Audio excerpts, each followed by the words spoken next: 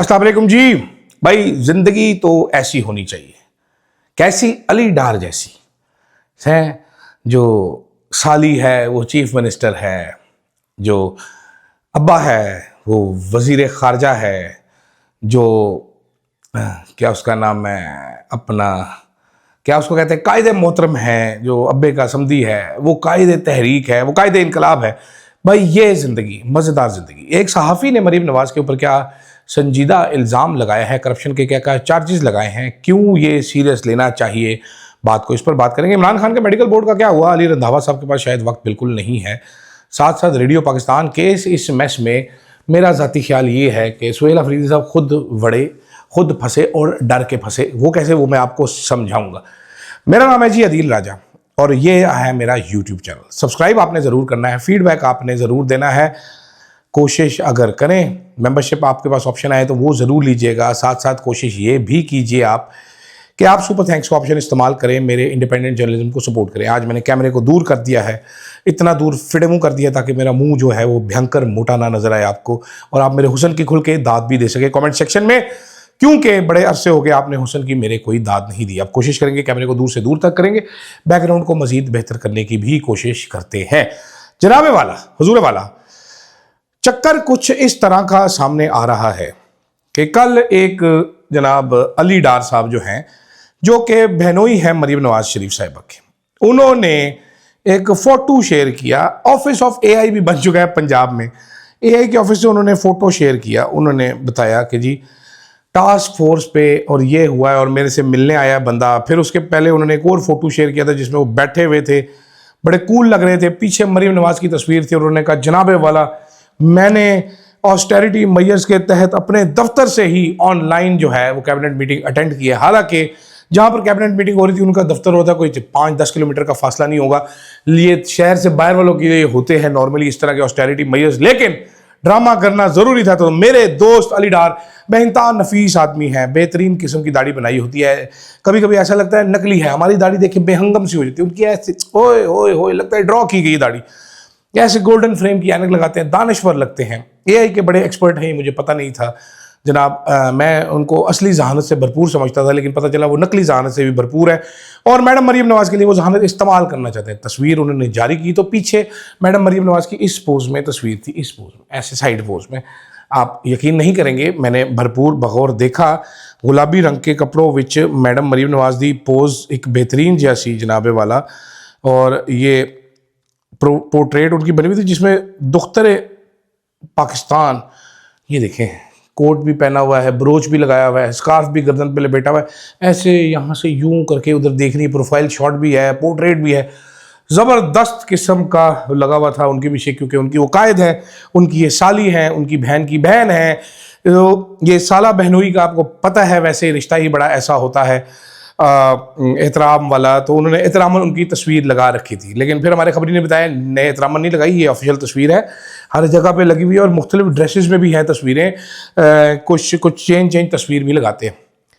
तो जो लोग ढूंढ रहे थे कायद आज़म की तस्वीर को सुहेल अफरीदी की मीटिंग में, क्योंकि वो एंगल ऐसा लिया हुआ था, जब इधर देखे तो कायद आज़म सब नजर आते थे, तो उन्होंने फिर शोर मचाया। उन्होंने कहा where is mister Quaid Azam, where is mister Quaid Azam. Pakistan बनाने वाला जो है उसको निकाल दिया, खाने वालों को लगा दिया। What is this Kolaveri di? तो जनाबे वाला इस तरह तो खैर होता है इस तरह के कामों में। तो आज नई तस्वीर भी जारी की गई हैं, बड़ी क्यूट क्यूट सी तस्वीरें जारी की गई हैं। आज अली डार साहब ने फ़ौरन से पहले एक्शन लिया, उन्होंने कहा साले इमरानडो पटवारियों, तुम ये बात करते हो, ये देखो मेरे दफ्तर में ये कायद आज़म लगा हुआ है, ये देखो ऊपर दीवार पे चपेड़ा हुआ कायद आज़म। कायद आज़म ने मुंह अली डार की तरफ से मोड़ा हुआ है। मैंने मजीद गौर किया तो पता चला जी अली डार साहब के दफ्तर में ही इसहाक डार साहब की फोटो लगी हुई है, इस साइड पे अली डार है। ओहो, मेरे नाखून देखा आपने कितने बड़े हैं, ये देखें, ओहो, और यार ना करना यार बड़ी हो जाए, ये देखिए ये अली डार साहब हैं, ये साथ इसहाक डार साहब लगे। सिर्फ यही नहीं, रुको जरा सब्र करो, या इनके दफ्तर में तारा और सितारा की तस्वीर भी लगी हुई है, ठीक है, साइड पे। और बाबा कायद आज़म तारा और सितारा से ऊपर वो कोने पे चिबेड़ा हुआ है इन्होंने। ये बाबा कायद आज़म की वो वाली फोटो है जो कि हमारे 5 रुपए के सिक्के पे नजर आती है, और हम इसके ऊपर कागज रख के बचपन में पेंसिल से कायद आज़म का स्केच भी बना लिया करते थे जनाब। तो अब कायद आज़म फ़ोटो भी मेरा ख्याल है चेंज कर देनी चाहिए। और इन्होंने जो नून लीग ने फ़ौरन से पहले भी जारी किया है कार्बन कॉपी बाबा कायद आज़म की, जो जिसको आप कह सकते हैं वो निहाल हाशमी साहब, उनकी तस्वीर नोटों पे आ जाए तो क्या ही बात है, मुकम्मल सवरो। दूसरी तरफ जनाब एक सहाफ़ी हैं शायद मितला साहब। शायद मितला साहब ने कहा जी पंजाब हुकूमत ने अवामी पैसों से मेरे खिलाफ सोशल मीडिया पे कैंपेन शुरू करवा दिए। बेहतर होता है ये पैसे मरीम नवाज, मरीम औरंगजेब अपनी जेब से देती, हमारे ही पैसों से हमें ही गाली गलोच हैं जी करवाना ज़्यादा बड़ी खयानत है। मरीम नवाज के तकरीबन हर प्रोजेक्ट में किक बैक्स, कमीशन और पैसे लिए गए हैं। मेरे पास अफसरान और मरीम नवाज के दरमियान गुफ्तगू का रिकॉर्ड भी है, जिसमें अफसरान ने बासर हुकूमत के करीबी अफसरों और वज़रा की करप्शन और किक बैक से मुतल्लिक शिकायत की है। ईद के बाद देखते हैं पंजाब हुकूमत किस भाव बिकती है। तो मितला साहब ने ये बड़े सीरियस इल्ज़ाम लगाए हैं कि मरीम नवाज की हुकूमत हर प्रोजेक्ट में करप्शन हो रही है। खैर ये इल्ज़ाम अब ज़बान ज़दे आम है, बहुत ज़्यादा बात की जा रही है। मरीम नवाज की एक लाडली वज़ीर की बात की जा रही है, दुबई के ट्रिप्स की बात की जा रही है, मरीम नवाज की प्रोडक्शन की बात की जा रही है, बड़ी बड़ी बातें की जा रही हैं जनाबे वाला। आप सोच नहीं सकते जिस किस्म की करप्शन की दास्तानें आ रही हैं। फ़रा गोगी आप भूल जाएंगे जब इस ज़माने की 5 गोगियाँ सामने आएंगी, जिस तरीके से पैसा बटोरा जा रहा है। तो मितला साहब के इंकशाफात को हल्के लेने की ज़रूरत नहीं है, बड़े भारी इंकशाफ है, बड़े हैवी इंकशाफात हैं। और ये ऑन रिकॉर्ड आजकल के हालात में जनाबे वाला मितला साहब कर रहे हैं, तो मितला साहब को दाद देनी चाहिए। मुझे नहीं पता मितला साहब के पास क्या सबूत हैं, लेकिन उन्होंने ग्रेस दिखाते हुए ईद तक का टाइम दिया। ईद के बाद वो इसको इनका भाव दिखाएंगे, तो हम ईद के बाद इंतजार करेंगे भाव देखने का। दूसरी तरफ वज़ीर आला की रेडियो पाकिस्तान केस में नामजदगी के मामले में पेशावर की इंसदाद दहशतगर्दी अदालत में रेडियो पाकिस्तान के वकील ने स्पेशल प्रोसिक्यूटर पर तफ्तीशी अमूर में मुदाखलत का इल्ज़ाम आयद करते हुए चलान जमा ना कराने का एतराज़ उठाया। प्रोसिक्यूटर ने कहा जी हमें अदालत ने कहा नहीं है कि जमा कराना है। अब ये हो क्या रहा है, मैं आपको सिंपल अल्फाज में समझाता हूँ। ये हो रही है बकवास। बकवास किसकी जानिब से हो रही है जनाब? बकवास ये सुहेल अफरीदी साहब पूरी पीटीआई की जानिब से भी हो रही है, वहाँ पर से दूसरी जानिब से तो बकवास की केस ही बकवास है, वो भी बकवास हो रही है। वो कैसे हो रही है अब आप पूछेंगे, मैं आपको समझाता हूँ कैसे हो रही है ये बकवास, और ये बकवास क्यों है। ये बकवास इसलिए है क्योंकि तहरीक इंसाफ वाले डर गए। मैं एक ऐसे शख्स को कोट कर रहा हूँ यहाँ पर जो बिल्कुल, जिसको डराया गया कि चुप कर यार, एस्टेब्लिशमेंट की नज़रों में तो है नहीं, तेरा नाम है, निकल जाएगा, चुप करके बैठा रहा है, टीवी पे जाएगा, बोलेगा, बढ़ जाएगा। वो साहब चुप करके बैठ गए, अभी भी मंजर आम से गायब है। मैंने एक शख्स को कहा था, एक साहब को कहा था, मैंने कहा जी जिन्होंने फैसला किया आपको तुरना है, वो इस तरह भीगी बिल्ली बनने से तो मजीद शेर हो जाते हैं, उनको तो मुकाबला टफ टाइम देना पड़ता है तब जाके रुकते हैं।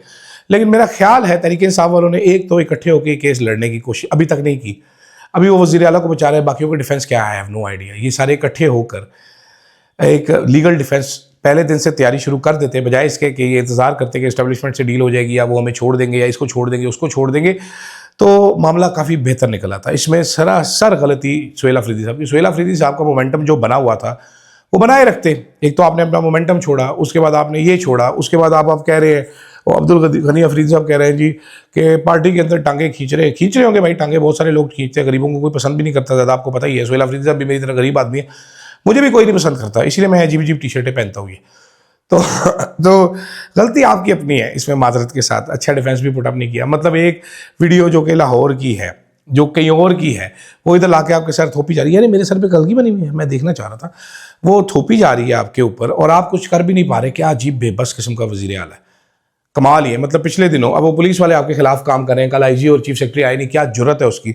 एक दफ़ा आप तकरीर करने गए तो उसके पीछे आईजी की इतनी बड़ी फोटो लगी हुई थी, मतलब वज़ीर आला तकरीर कर रहे, पीछे आईजी की फोटो ऐसे लगी हुई जैसे वो इमरान खान है।